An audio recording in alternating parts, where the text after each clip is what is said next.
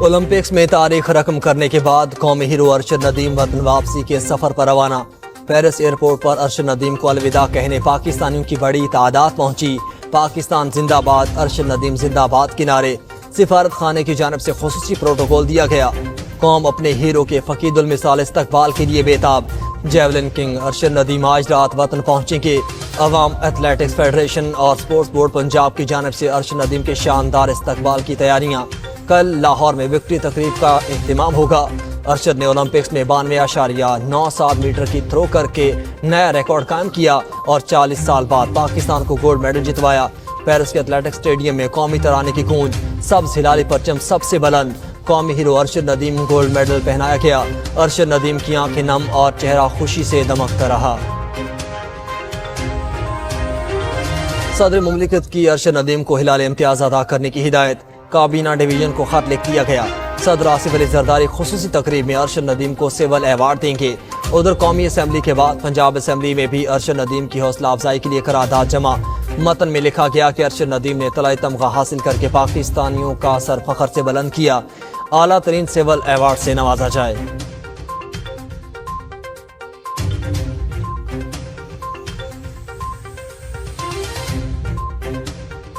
بنگلہ دیشی supreme court کے chief justice مستعفی، 5 ساتھی ججز کا بھی مستعفی ہونے کا اعلان۔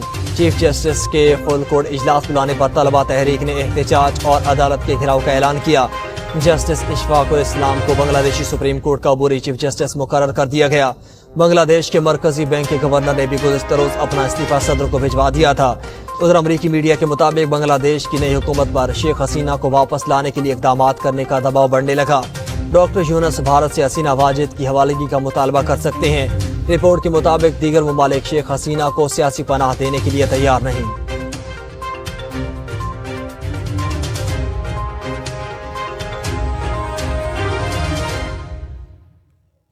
بانی پی ٹی آئی 9 مئی واقعات کے CCTV فوٹیج کے لیے کیس کریں گے۔ اپوزیشن لیڈر عمر ایوب کی میڈیا سے گفتگو، بولے اداروں کو اپنے اپنے دائرے میں رہنا چاہیے، سیاستدان بھی آئین کے مطابق سیاست کریں، یہ سال الیکشن کا سال ہے، ہماری کسی سے کوئی ڈیل نہیں ہو رہی۔ عمر ایوب نے نون لیگ اور پیپلز پارٹی پر عوام اور فوج میں خلا ڈالنے کا الزام بھی لگا دیا۔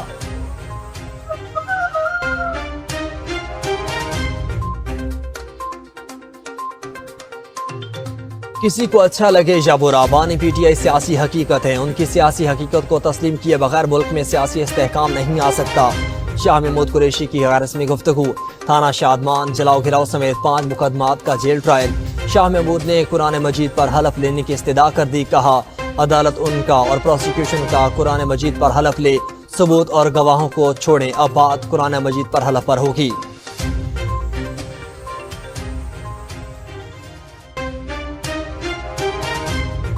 پشاور ہائی کورٹ نے 9 مئی پر جوڈیشل کمیشن کے لیے ججز کی نامزدگی سے معذرت کر لی۔ رجسٹرار نے فیصلے سے صوبائی حکومت کو آگاہ کر دیا۔ مراسلے میں کہا کہ موجودہ حالات میں 9 مئی پر جوڈیشل کمیشن کی تشکیل ممکن نہیں۔ جس فارم سے کمیشن کے قیام کے لیے درخواست آئی وہ اس کا مجاز نہیں، یہ صوبائی حکومت کے رولز آف بزنس 1985 کی خلاف ورزی ہے۔ گورنر سندھ کی تبدیلی کی بازگشت، کامران ٹیسوری خود بھی بول پڑے، کہا ہٹانے کی افواہوں پر گھبرانے والے نہیں، جب تک عہدے پر ہیں خدمت کرتے رہیں گے، کبھی یہ مطالبہ نہیں کیا کہ ان کو گورنر لگا رہنا دیا جائے۔ فاروق ستار نے کامران ٹیسوری کو عوامی گورنر قرار دیتے ہوئے تبدیلی کی باتوں کو افواہیں کہہ دیا، بولے ارباب اختیار نے ہم سے تبدیلی کی کوئی بات شیئر نہیں کی۔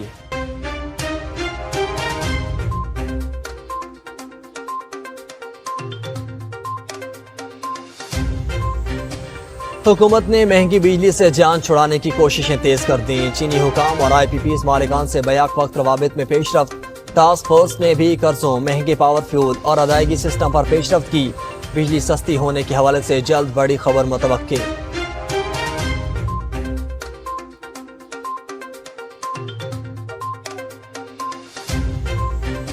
ملک میں سولر پینلز کی قیمتیں مزید کم ہو گئیں۔ کراچی کے ڈیلرز کے مطابق فی واٹ سولر پینلز ریٹ 30 سے 32 روپے تک سستا ہو گئے۔ عالمی منڈی میں لیتھیم بیٹری کے ریٹ ایک سال میں 50% گرے۔ ڈیلرز کا کہنا ہے کہ پاکستانی امپورٹرز ریٹ میں کمی کا فائدہ منتقل نہیں کر رہے۔